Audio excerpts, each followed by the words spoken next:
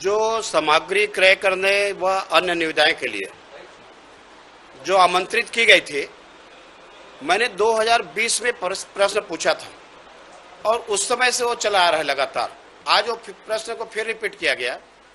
उसमें मंत्री ने यह स्वीकार किया है कि 6 आईएफएस अधिकारी और 3 राज्य के अधिकारी दोषी पाए गए हैं, इसके अनियमितता के लिए दोषी पाए गए हैं। इसके साथ में शो कॉज नोटिस जारी हुआ है। मैंने ये भी कहा कि 2020 का मामला है तो इसमें कार्रवाई कब तक होगी। 15 दिन का उन्होंने कहा है हाउस के अंदर में, 15 दिन के अंदर में उसके जवाब आ जाएगी और जवाब आने के बाद में उनके ऊपर कार्रवाई सुनिश्चित करेंगे। ये तो केवल 4 जिले का मामला था। अभी एक बलरामपुर का मामला जो बांधे के द्वारा लगाया गया उसमें आया। ऐसे ही लगभग पूरे प्रदेश भर में आप देखेंगे तो लगभग अनियमितताएं पाई जा रही है और इसमें जो नियम है उस नियम का खुलेआम उल्लंघन हो रहा है। लेकिन इस सरकार में नियम के उल्लंघन होने के बाद में भी कोई कार्रवाई समय पे जो होनी चाहिए वो कार्रवाई हो नहीं पा रही है। इससे करप्शन को बढ़ावा हो रहा है, भ्रष्टाचार को बढ़ावा हो रहा है और उसके साथ में लगातार अनियमितताएं बढ़ती जा रही है। मुझे लगता है कि पूरे हम यदि प्रदेश का देखेंगे तो केवल ये 9 अधिकारी नहीं बल्कि बड़े तादाद में इस प्रकार से लोग दोषी पाए जाएंगे और इस सरकार में खुल करके उनका जो संरक्षण दे रहा है ये बिल्कुल उचित नहीं है।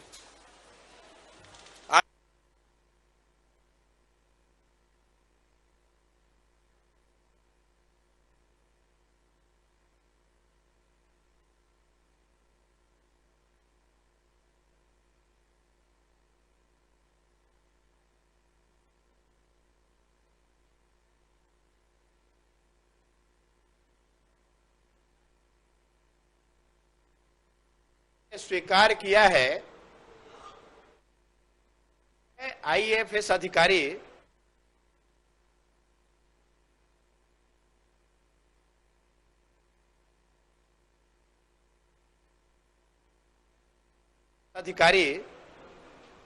और 3 राज्य के अधिकारी, उसमें मंत्री ने यह स्वीकार किया है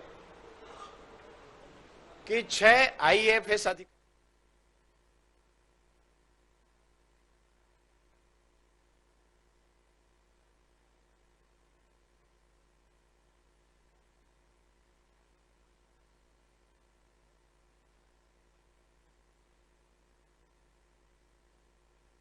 दौरान में गलतियों को उन्होंने स्वीकार किया और 52,15,440 एक पेनाल्टी लगाई गई है।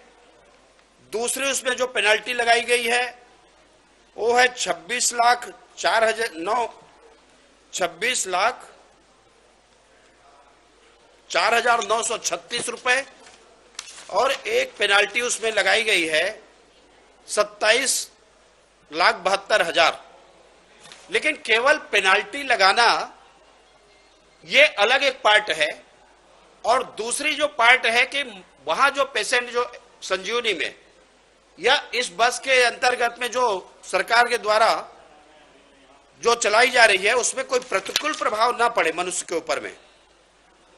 प्रदेश में चलित ग्रामीण चिकित्सा इकाई इनके द्वारा इनके लिए बस चलाई गई है। वास्तविक में जिस प्रकार से अपने लोगों को लाभ देने के लिए ये सरकार के द्वारा सारे नियमों को ताक पे रखा गया है और ताक पे रखने के कारण में आने वाले समय में जिस योजना का और जिस उद्देश्य के साथ में ये गाड़ी चलाई जा रही है, मुझे ऐसा लगता है कि ये निरर्थक होगा, लोगों के जान के साथ में खिलवाड़ है और ऐसे परिस्थिति में उनके खिलाफ में समुचित कार्रवाई होनी चाहिए। मंत्री ने कहा है कि हम उसको दिखवाएंगे और उसमें विधिवत क्या कार्रवाई की जा सकती है। लेकिन ये एम्बुलेंस के नाम पर 108 संजीवनी के नाम पर कांग्रेस के सरकार आने के बाद में लगातार नियमों के धज्जियां उड़ाना और लोगों के जान के साथ में ये खेल खेलना, इस कार्रवाई को सरकार को बंद करनी चाहिए। मुझे लगता है कि ये वास्तविक लोगों की रुचि भी है और जनहित का है ऐसे विषयों पर समय समय पर अनेक उदाहरण हमारे सामने में है कि सरकार के द्वारा टैक्स फ्री की जाती है ताकि अधिकाधिक लोग उसको देख सके, अवलोकन कर सके। और छत्तीसगढ़, यूपी में जब की गई है, बाकी राज्यों में भी की जा रही है, छत्तीसगढ़ सरकार को भी टैक्स फ्री करना चाहिए ताकि छत्तीसगढ़ के वासियों को उसका लाभ मिल सके।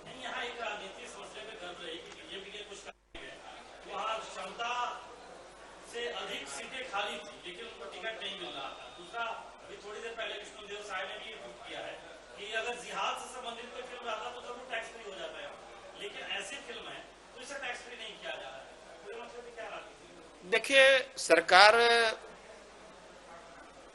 मुझे लगता है कि इसको राजनीतिक चश्मे से न देख करके जनहित में देखना चाहिए और जनहित में देखते हुए इसको टैक्स फ्री करने की मांग करते हैं, उसको टैक्स फ्री करें ताकि छत्तीसगढ़ के जो नागरिक हैं वो भी यथार्थ को जान सके और उसको देख सके, उसका लाभ मिल सके।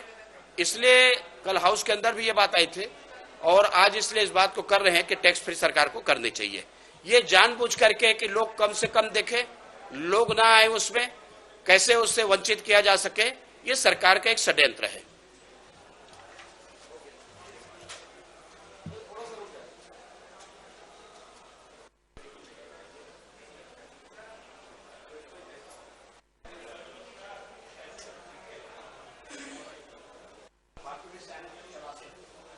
मुख्यमंत्री जी से जिला जांजगीर चांपा के जिला खनिज न्यास संस्थान के आय एवं वीआईपी जो है, मेरा प्रश्न था।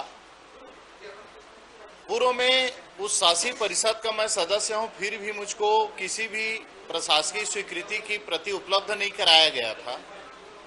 लेकिन जो विधानसभा में जवाब आया उसको देख करके तो मैं दंग रह गया कि 16 करोड़ रुपए की प्रशिक्षण मशरूम उत्पादन के लिए स्व सहायता महिला समूह को, अगरबत्ती बनाने के लिए, फिनाइल बनाने के लिए 16 करोड़ रुपए का प्रशिक्षण, वो भी एक वित्तीय वर्ष पूरा नहीं हुआ है उसमें खर्च की गई है।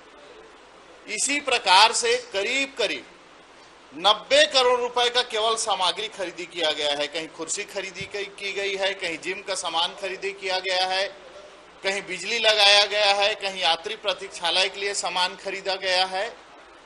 और इन तमाम प्रकरण पे हमने तो माननीय मुख्यमंत्री जी से जांच का निवेदन भी किया, क्योंकि 100% इसमें भ्रष्टाचार की बू आ रही है, भ्रष्टाचार किया गया है।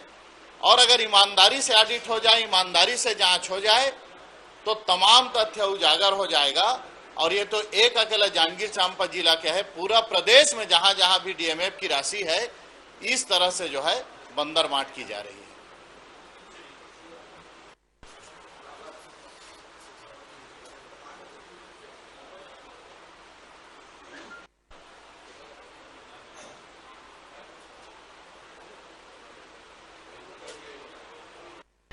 ठीक, धन्यवाद। आज आप लोगों ने गोबर खरीदी, राजीव गांधी न्याय योजना से कई मुद्दों को उठाया। देखिए, ये सरकार किसानों की सबसे बड़ी शोषक सरकार है। किसानों को 2500 रुपए धान का रेट देकर किसानों को मिलने वाली सभी सुविधाओं को समाप्त कर दिया है। किसानों को पहले पंप के कनेक्शन मिलते थे, किसानों को सोलर पंप मिलते थे, किसानों को सिंचाई की सुविधा मिलती थी, किसानों को खाद मिलती थी, सब्सिडी पर बीज मिलता था, ड्रिप मिलते थे, स्प्रिंकलर मिलते थे, कंपनी योजना में उनको पंप सब्सिडी में मिलता था। प्रधानमंत्री आवास भी, ग्रामीण प्रधानमंत्री आवास भी किसानों को मिलते हैं। पेयजल, किसानों के घर में 48 लाख घरों में पेयजल के नल लगने हैं, शुद्ध पेयजल के। आज पशुपालन में डेयरी के लिए 6 लाख रुपए सब्सिडी मिलती थी, 12 लाख रुपए लोन मिलता था, उसको इन्होंने बंद कर दिया।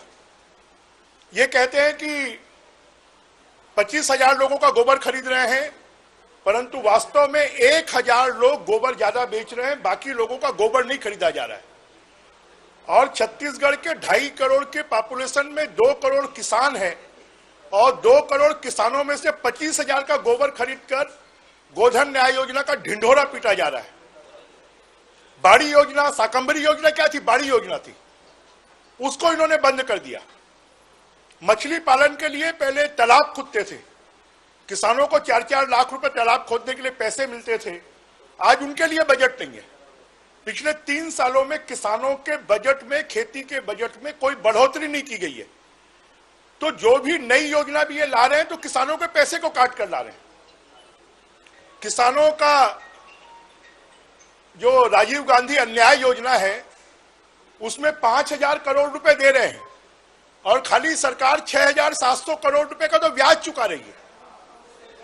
19,000 करोड़ रुपए घाटे का बजट है, लोन ले रही है। तो किसानों के नाम पर लोन लेने के बाद, किसानों के नाम पर ब्याज देने के बाद किसानों के लिए चलने वाली जो योजना है वो पूरी तरह बंद हो गई है।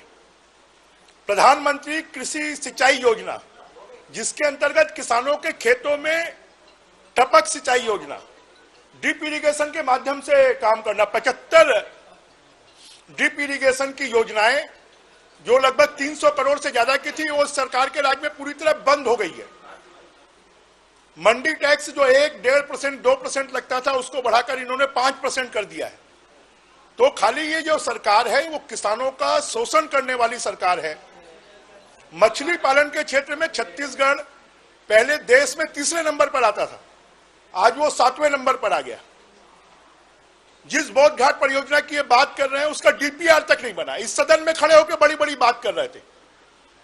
आज भी बस्तर में कुल सिंचाई 50,000 हेक्टेयर से ज्यादा नहीं है, रूपांकित क्षमता, और जो सिंचाई हो रही है वो तो 10,000 हेक्टेयर में हो रही है। आज ये बात करते हैं कि बोध घाट सिंचाई से 2,65,000 हेक्टेयर में सिंचाई होगी, वहां पर इतनी जमीन ही नहीं है। बोध घाट सिंचाई योजना वास्तव में पावर के लिए बनी थी, बिजली उत्पादन के लिए बनी थी, जिससे कि बस्तर में बिजली मिल सके। परंतु आज इन्होंने रेहर और अटेम योजना की बात की, उसके लिए कोई पैसा नहीं रखा है। इन्होंने कहा था कि गंगरेल से और धमधा को जोड़ा जाएगा, उस योजना का क्या हुआ? वो योजना भी गायब हो गई। तो लगभग सिंचाई की योजनाएं पूरी तरह ठप्प हैं। सरकार के पास में पैसा नहीं है। 2,500 रुपए के नाम पर 4 किस्तों में उनको पैसा दिया जा रहा है, जो पैसा उनके कोई काम नहीं आता। और अगर गांव-गांव में शराब बिकती है तो उससे प्रभावित कौन होता है? किसान का बच्चा होता है। अगर गांजा बिकता है, अफीम बिकता है, चरस बिकता है तो उससे किसान का बच्चा प्रभावित होता है। गांव में सड़क नहीं बनती तो उससे किसान प्रभावित होता है।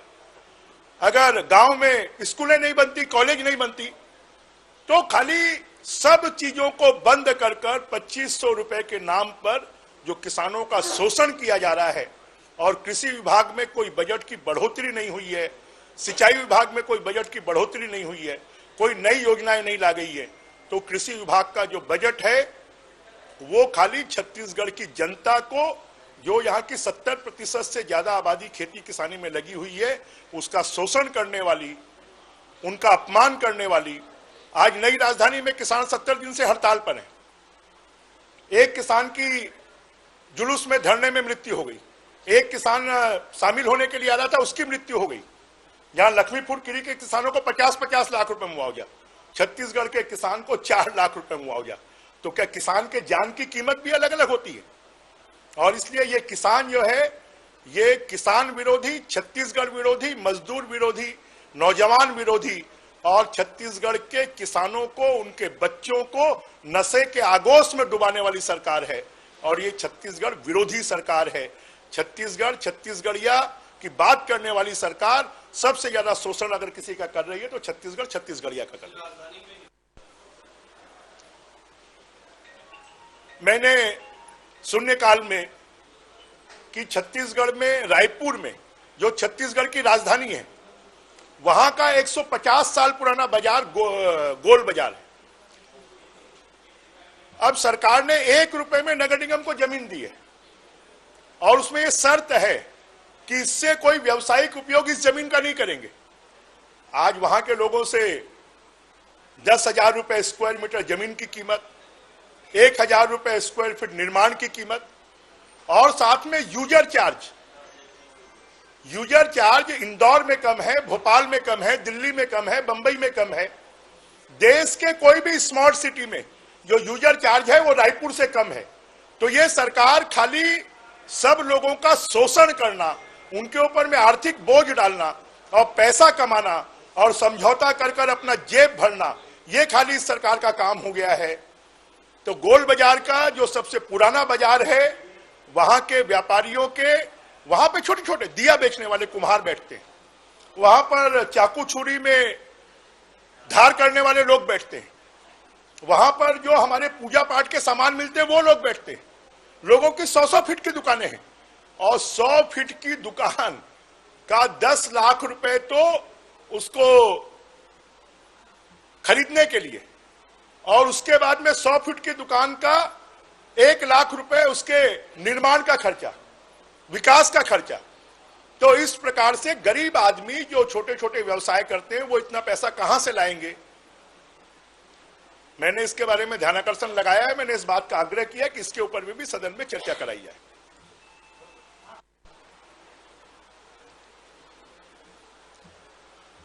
वो तो कह रहे हैं, परंतु देश की जनता देख रही है कि कांग्रेस पार्टी, हम तो इस बात के हामी हैं कि अगर लोकतंत्र को मजबूत करना है तो विपक्ष मजबूत होना चाहिए, परंतु अपने ही क्रियाकलापों से, अपने ही कारणों से ये पार्टी रसातल में जा रही है, ये पार्टी मृत्यु शैया पर पहुंच रही है। इस पार्टी को आईसीयू की जरूरत है, ऑक्सीजन की जरूरत है।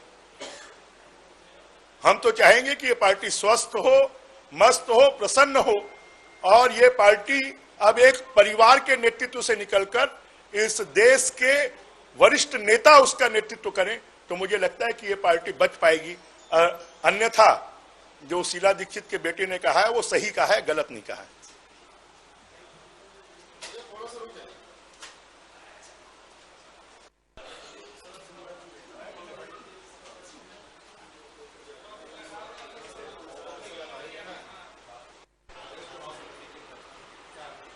खैरागढ़ उपचुनाव को लेकर प्रदेश कांग्रेस कमेटी की चुनाव समिति की आज महत्वपूर्ण बैठक आयोजित की गई है, जिसमें आदरणीय पीएल पुनिया साहब, आदरणीय मुख्यमंत्री भूपेश बघेल साहब शामिल होंगे और खैरागढ़ उपचुनाव को तैयारियों को लेकर विस्तार से चर्चा होगी, रणनीति पे चर्चा होगी और संभावित नामों पर भी चर्चा होगी। तो आज महत्वपूर्ण चर्चा होगी और हमें लगता है कि हम नई रणनीति के साथ खैरागढ़ उपचुनाव में जाएंगे और 71वां सीट कांग्रेस प्रत्याशी के झोली में जाएगा, ऐसा मुझे लगता है।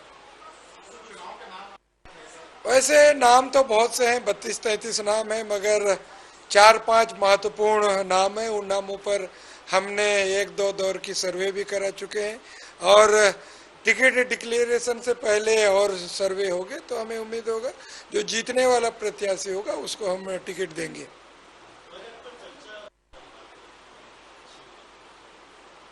देखिए, भारतीय जनता पार्टी के सदस्य जिस ढंग से अनर्गल आरोप लगाते हैं, ये कहते हैं कि कांग्रेस पार्टी ने कुछ नहीं किया।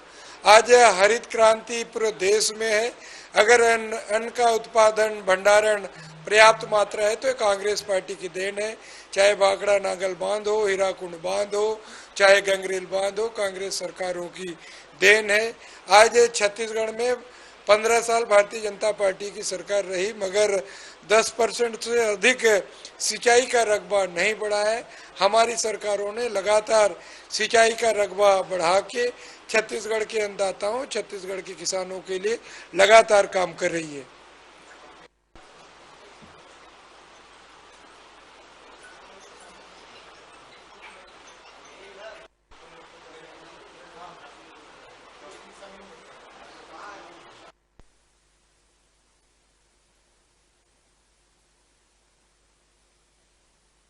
कोर्ट का फैसला आया है, ऐतिहासिक फैसला है और उस फैसले में बहुत साफ शब्दों में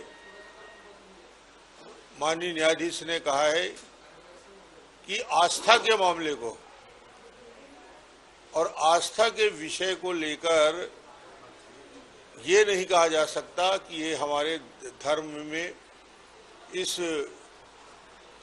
हिजाब के संबंध में कोई कंपलसरी कानून बनाया गया है या धर्म में कोई प्रतिबंधित किया गया है। और यदि मैं समझता हूं कि आस्था को यदि हर दृष्टि से देखा जाए तो आस्था सभी धर्म में अलग अलग रहती है, और बच्चे का यूनिफॉर्म जो होता है वो यूनिफॉर्म करने का मतलब ये है कि अमीर गरीब, हिंदू मुस्लिम, सिख ईसाई समाज के सभी वर्गों में समानता का भाव है, और उस भाव को प्रकट करने के लिए ही कानून ड्रेस का कोड बनता है। मुझे लगता है कि इस कानून बनने के बाद एक पूरे देश में आम आदमी को भी राहत होगी, और जिस प्रकार सांप्रदायिकता का एक नया मोड़ लेने का प्रयास हो रहा था वो समाप्त होगा। इसके अलावा जैसी आगे परंपराएं नहीं बन पाएंगी या जो नेता के पुत्र होते हैं उन लोगों को तकलीफें आएंगी। कांग्रेस की जो स्थिति बनी है और कांग्रेस ने जिस प्रकार राजनीतिक गिरावट आई है, और आज उत्तर प्रदेश जैसे प्रदेश में 2 तक सीमित हो गए हैं कांग्रेस की विधायक की संख्या, तो ये बताता है कि इनकी सोच और विचार कांग्रेस के परिवारवाद की वजह से ही पूरी पार्टी आज किस दिशा में जा रही है, ये सब इशारा किया।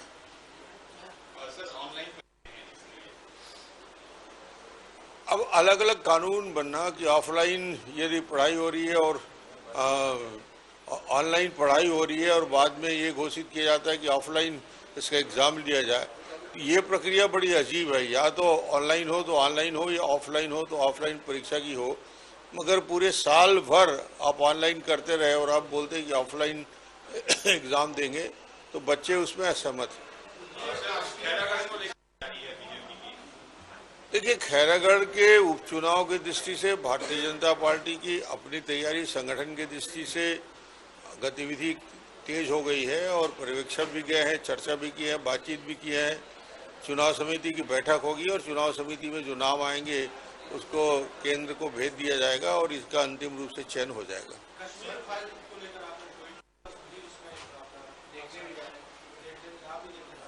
आज तो जाना संभव नहीं है कि अभी तो विधानसभा की कार्रवाई चलती रहेगी।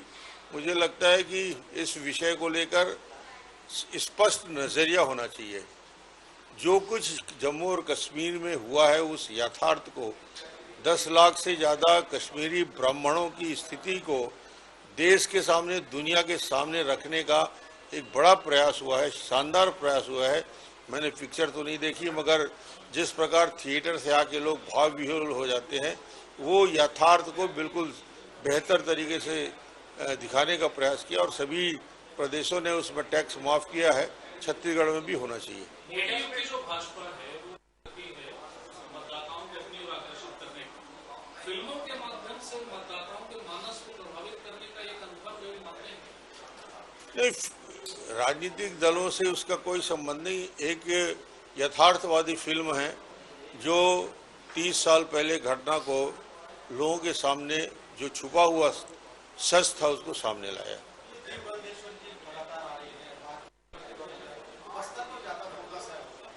देखिए, प्रभारी हैं और उनका लक्ष्य है प्रत्येक जिले तक जाना, और ये प्रयास की शुरुआत बस्तर से उन्होंने किया है, और उनका लक्ष्य है कि सभी जिलों में जाकर कार्यकर्ताओं से सीधी बात करना और पूरा एक दिन का समय देना नीचे स्तर के कार्यकर्ताओं, जिला स्तर के संगठन की गतिशीलता बढ़ाने के लिए। ये बहुत अच्छा प्रयास है और निश्चित रूप से इससे भारतीय जनता पार्टी को बहुत लाभ होगा।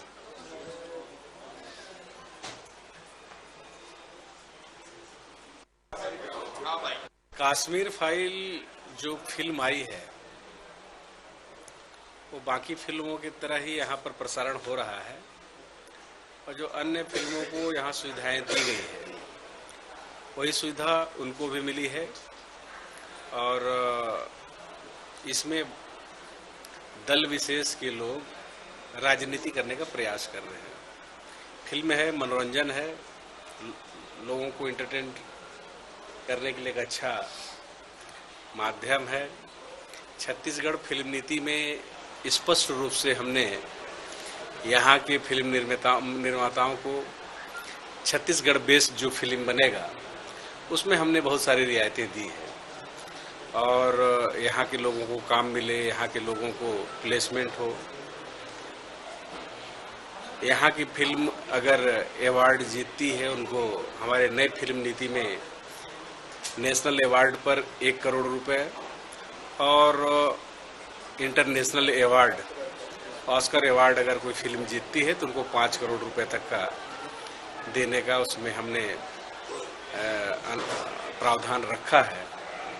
मैं मानता हूं कि माननीय मुख्यमंत्री जी के द्वारा छत्तीसगढ़ राज्य बनने के बाद जो फिल्म नीति के क्षेत्र में काम किया है, यहाँ उद्योग का उनको दर्जा देने के लिए जो काम किया है, उनको खड़ा होने के लिए जो मौका दिया है, बहुत प्रशंसनीय काम है। और छत्तीसगढ़ का फिल्म अगर कोई ऐसा अवार्ड जीतता है या उसमें कोई क्षेत्र में विशेष उपलब्धि मिलती है तो उनको विशेष रूप से दिया। अभी कोई प्रस्ताव आया नहीं है और जब इस पर कोई सर्वानुमति बनेगी तब देखेंगे। अभी ऐसा कोई प्रस्ताव नहीं है। आज एक काम लोगों को प्रस्ताव में लेके चर्चा करना चाह रहा था किसानों की, किसान जो उसमें मौत हो गई है, आज फिर से इस मसले को उठाया गया। इसमें चर्चा क्यों नहीं हो पा रही है, ये उनको बताना है। इसी में एक और तथ्य उन्होंने नैतिक रूप से कांग्रेस किसानों के साथ किया, आज गंभीर नहीं नजर आ रही ये बात। देखिए, क्या वर्षा जब कृषि सुखाने, क्या होत जब समय जब पार हो गया, समय रहते इनको पिछले 15 सालों में करना था, उन लोगों ने नहीं किया। और कांग्रेस की सरकार, माननीय भूपेश बघेल जी की सरकार किसानों के लिए जितना काम कर रही है वो पूरा हिंदुस्तान में चर्चा का विषय है।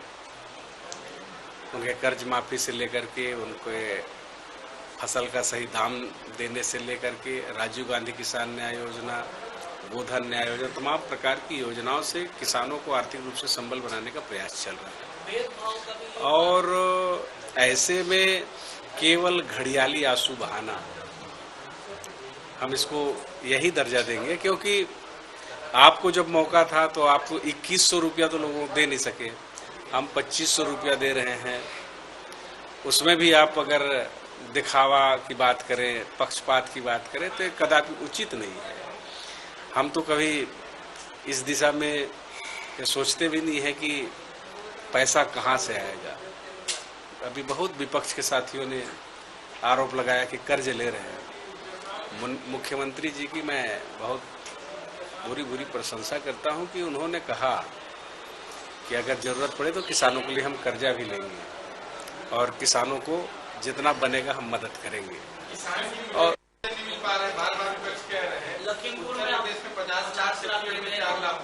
किसानों के लिए जितना सरकार यहाँ पर काम कर रही है बहुत प्रशंसनीय है और आगे भी बहुत कुछ होने वाला है। इलेक्शन से पहले हिजाब का मसला बहुत उठा था, अब आया है कर्नाटक कि हिजाब जरूरी नहीं है और धर्म का हिस्सा नहीं है। क्या चलो, हाईकोर्ट जिसमें कुछ बोल रहा है उसमें टिप्पणी करना उचित नहीं है। सर, एक खैरागढ़ में उपचुनाव है, आप प्रभारी भी हैं, लेकर आप लोग जाएंगे ताकि सरकार की उपलब्धि, सरकार ने जो काम किया है, ये किसानों का प्रदेश है, धान का कटोरा है और मैं मानता हूं कि 80% से ज़्यादा लोग यहाँ खेती किसानी का काम करते हैं। अगर उनके लिए कोई योजना बना करके उनको आर्थिक रूप से संबल करने का जो प्रयास हुआ है उस पर वोट पड़ेगा। आज मोदी जी ने फिर से परिवारवाद को लेकर टिप्पणी की है और अपने परिवारवाद अपनी पार्टी में कम से कम नहीं फैलेंगे, कैसे देखते हैं? ऐसा है, मोदी जी की बात को बहुत गंभीरता से नहीं लेना चाहिए। वो कब क्या बोल रहे हैं, क्या करेंगे, जो बोलते हो करते नहीं हैं और जो करते हो किसी से बोलते नहीं।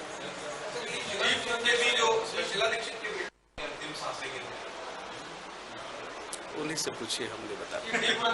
लगातार बस्तर दौरा हो रहा है, बस्तर पर ही फोकस है उनका।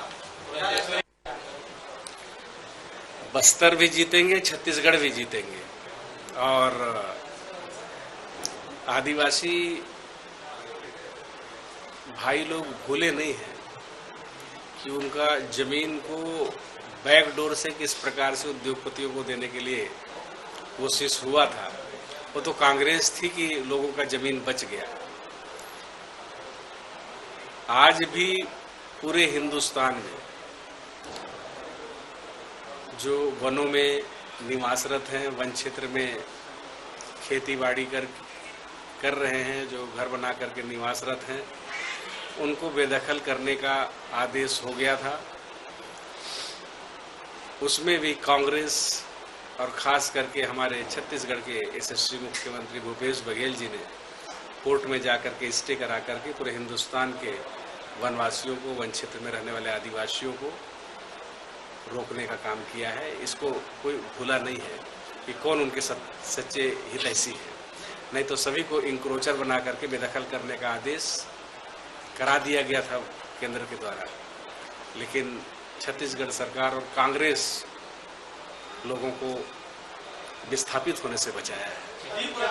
दौरे को कैसे देखते हैं? बस्तर में लगातार आपका तीसरा दौरा है। देखिए, आते रहना चाहिए, जाते रहना चाहिए, आने जाने से कुछ नहीं होता है। जब आपके लिए आपके पास समय था तो आपने कुछ किया नहीं।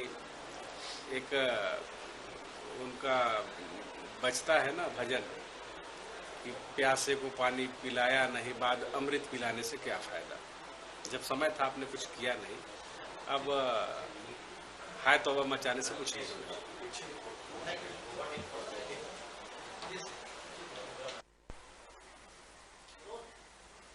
प्रदेश की रीढ़ की हड्डी है कृषि, और कृषि को यदि सक्षम बनाना है तो उसके लिए सिंचाई की साधन चाहिए।